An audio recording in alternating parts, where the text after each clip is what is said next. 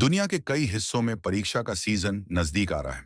छात्रों के सामने एक बड़ी चुनौती है कि पूरे साल जो कुछ भी सीखा है उसे याद रखना और परीक्षा में अच्छे अंक लाना।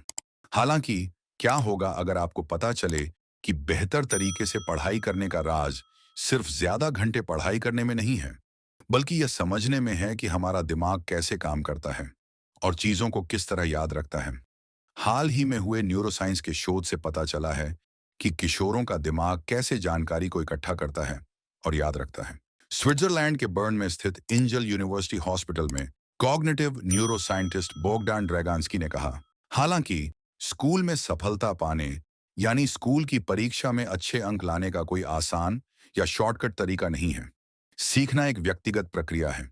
हर व्यक्ति के सीखने का तरीका अलग अलग होता है।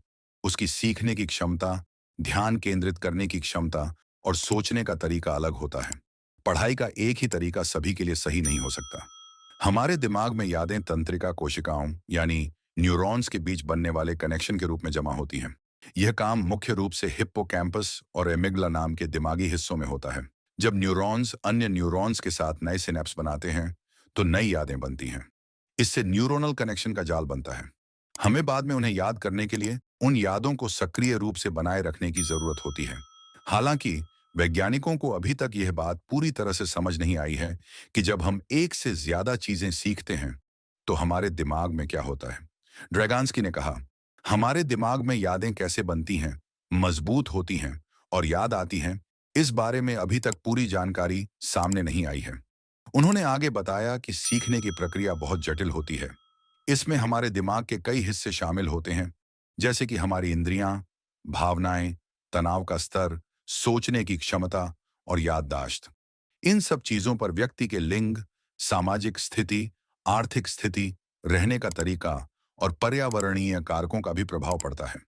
वह कहते हैं, इसीलिए हर व्यक्ति के सीखने का तरीका अलग होता है। आपको भी यह ढूंढना चाहिए कि किस तरीके से आपको सीखने में मदद मिलती है। यह तरीका आपके स्कूल में बताए गए तरीके से अलग हो सकता है। नई जानकारी सीखना और उसे याद रखना दो मुख्य प्रक्रियाओं से जुड़ा हुआ है। पहला है एनकोडिंग। इसमें नई जानकारी शुरू में सीखी जाती है। दूसरा है कंसोलिडेशन। इसमें उस जानकारी को मस्तिष्क की मेमोरी में मजबूत किया जाता है। अध्ययनों से पता चलता है कि सक्रिय याददाश्त, जिसमें आप सक्रिय रूप से अपनी जानकारी की जांच करते हैं, वह निष्क्रिय अध्ययन जैसे नोट्स दोहराना की तुलना में याददाश्त को बेहतर बनाता है। यह भी जानने की जरूरत है कि किताबें और कंप्यूटर सिखाने में कितने कारगर हैं।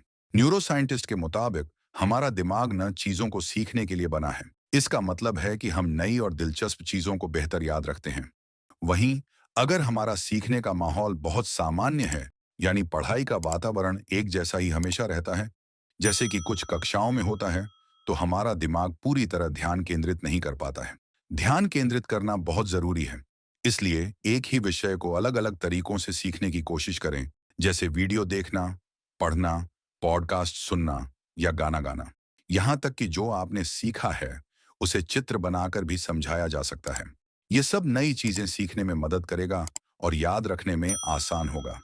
जो चीजें आप सीख रहे हैं उनसे जुड़ी कहानियां ढूंढने से भी मदद मिल सकती हैं।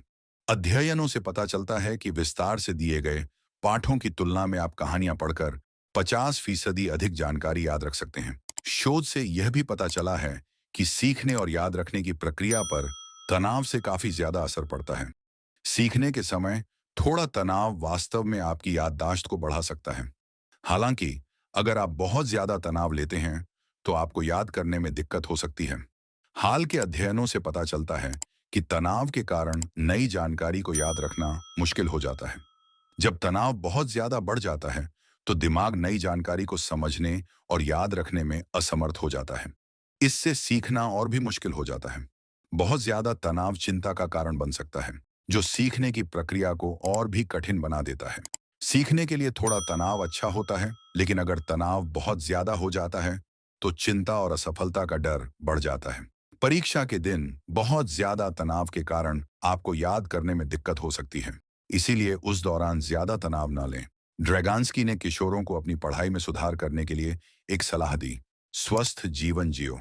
उनका मतलब था कि अच्छी नींद लेना, सही खाना खाना और नियमित व्यायाम करना बहुत जरूरी है।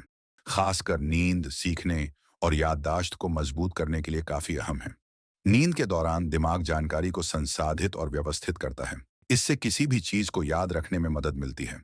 दूसरी तरफ नींद की कमी से ध्यान केंद्रित करने में परेशानी होती है, जानकारी याद रखने में दिक्कत होती है और तनाव बढ़ता है। ड्रैगांस्की ने कहा, किशोरों को हर दिन 8 से 10 घंटे सोना चाहिए ताकि उनका दिमाग सही से काम करे।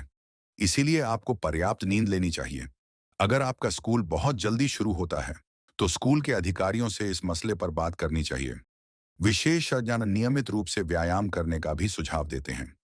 मस्तिष्क सही तरीके से काम करे, इसके लिए शारीरिक गतिविधि जरूरी है। आपको ये जानकारी कैसी लगी हमें कमेंट करके बताइएगा जरूर। और हाँ, चैनल को सब्सक्राइब करना बिल्कुल ना भूलें। धन्यवाद।